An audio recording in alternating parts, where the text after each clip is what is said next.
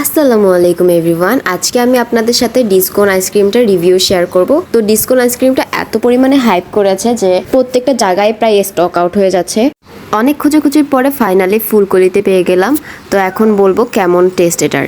আইসক্রিমটা দেখতে একদম 10 আউট অফ 10।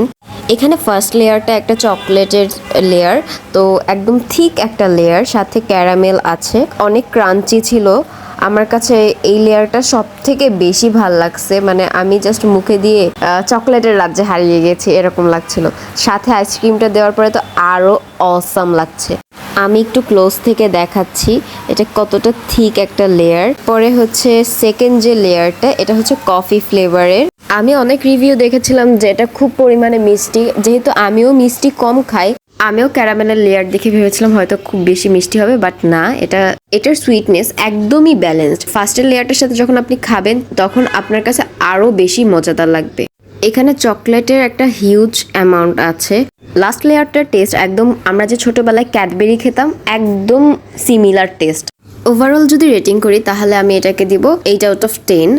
এরপরে খেয়েছিলাম আমার ছোটবেলার একটা ফেভারিট চিপস, এটার নাম আমি সত্যিকারের জানি না, কি জানি লেখা, ঢাকাই সামথিং।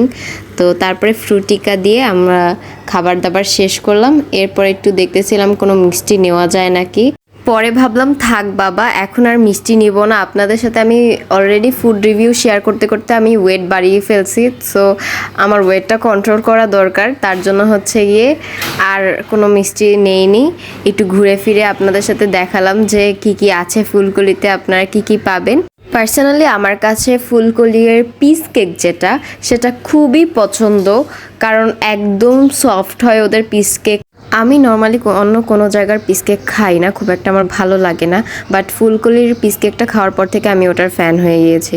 তো আজকের জন্য এতটুকুই। সবাই ভালো থাকবেন, সুস্থ থাকবেন, আমাদের সাথে থাকবেন। আল্লাহ হাফেজ।